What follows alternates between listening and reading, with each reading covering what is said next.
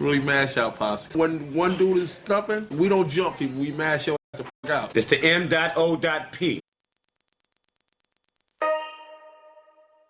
Mash Out Posse, BKA M.O.P, featuring Billy Dance and Lil Fame, Brooklyn, New York, active since 1992. Today's feature is a group that embodied what it was to be from the New York streets in an era like the 90s and early 2000s. Their music is synonymous to hardcore rap and what it means to be appreciated more underground than mainstream. More than music, everything about M.O.P screams we do this for our true fans and not to solicit the biggest payday.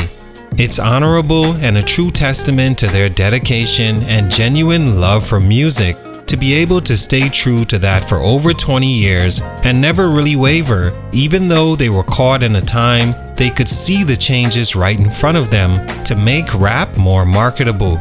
It's like they were content with knowing they maybe had what it took as far as resources and connection to make certain transitions, but valued their name and legacy more than indulging in the next hot thing that'll move the needle of the industry, the music business.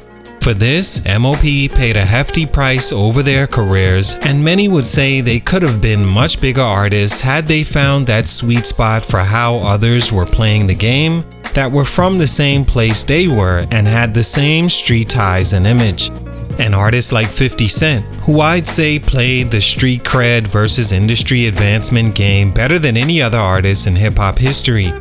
One of the first things that comes to mind when digging back into the M.O.P history is a line from Jay-Z referring to an artist he was trying to help understand the benefits of not changing but adjusting yourself in order to fit in more doors than otherwise you wouldn't be able to without following this blueprint.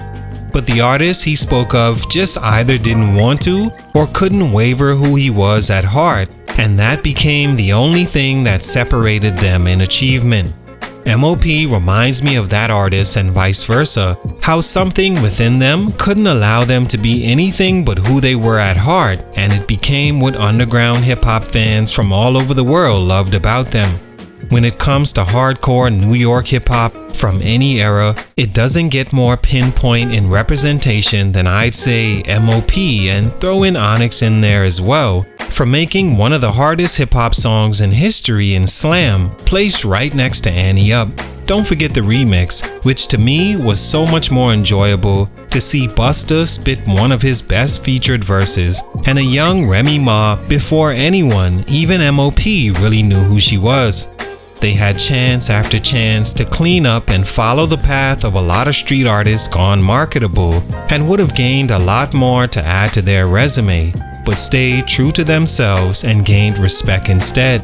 With that said, here are 3 reasons why M.O.P didn't become bigger artists in hip-hop. Salute to Twin on IG for this request. It's your boy JC Stunted Growth Music. Let's get it, man. Take a minute to like, subscribe, and comment on who I should do next.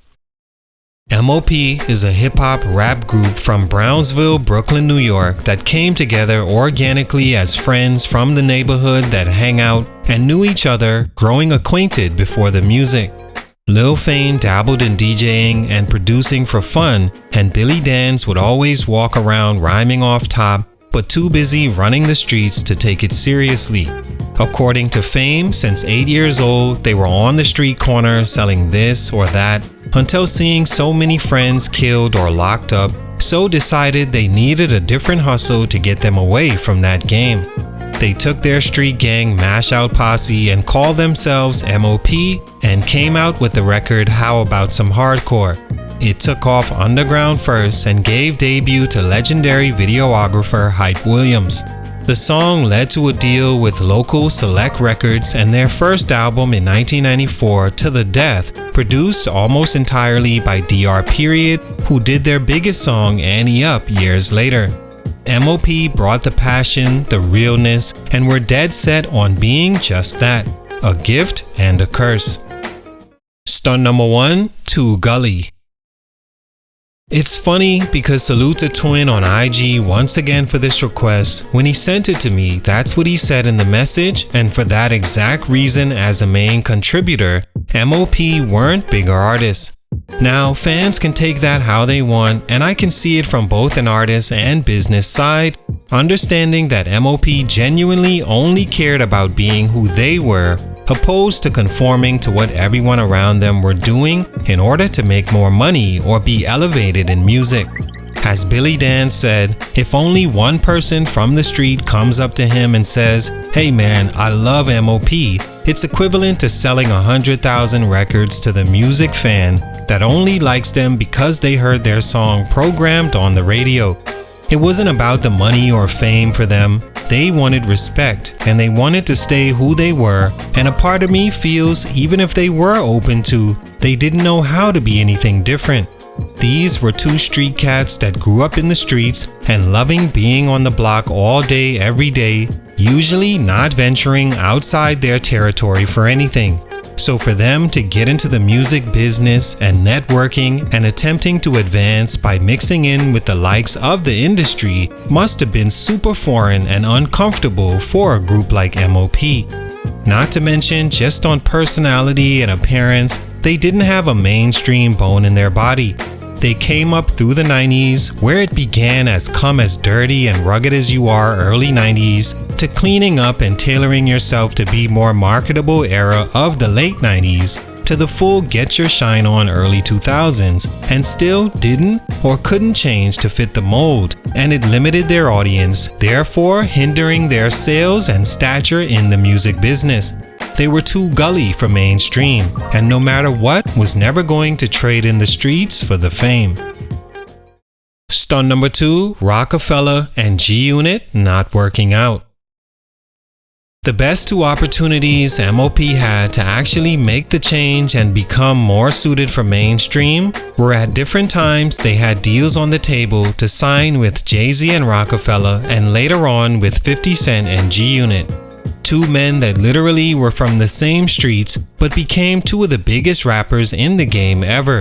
First, way back in the mid-90s when Jay-Z and Dame were just starting out, in a small office with a few female employees, they wanted to work with M.O.P., but Fame and Dance were wary about signing to another artist, not to mention Rockefeller wasn't more than a pebble at the time, so they wanted to see if they would last before doing business. Of course, Rockefeller became the biggest rap label ever next to Bad Boy Records, and did sign M.O.P. in the early 2000s. But before they could put out an album, they were shelved due to Dame Dash and Jay-Z parting ways and dissolving the company. They remained signed to Dame Dash's label, but felt uncomfortable choosing a side and eventually left both. That would have been a great opportunity maybe 2 to 4 years prior, but the split spiraled many rap careers. M.O.P. was just one of them. In 2005, they signed with 50 Cent and G-Unit, who they grew fond of because 50, who started off as just a fan, met the guys, toured with them, and the connection was made for real. But M.O.P. began to feel 50 was too big an artist and too busy building his label and himself that there wasn't much attention to be shown to M.O.P. It was just impossible. Amicably, they parted ways, and that was the end of their attempt at being mainstream enough to sell, which brings me to this. Stunt number 3, the charts and sales. Another huge issue with M.O.P. was the fact they couldn't find stability in the game with labels mainly, and couldn't expand their popularity because their music wasn't moving enough units. They weren't selling. To be fair, they didn't care or try to be marketable. In fact, turned down many offers to. For example, their manager would always bring opportunities to them if only they could change a lyric here or verse there, but they just couldn't or wouldn't compromise, leaving a lot of those opportunities on the floor. They never had a gold record or platinum album, and mainly because their music wasn't cut and polished to aim for that, and that hurt their elevation in hip-hop history. Yes, the street respects it, but it provided less opportunity and constantly switching labels to survive. They were hardcore, rough, and rugged. Nothing more, nothing less. All in all, M.O.P. made dope music for a specific audience and stayed true to that audience over time and gained more respect than monetary love. They are who they are and move on what feels right for them, no matter the money involved to influence change.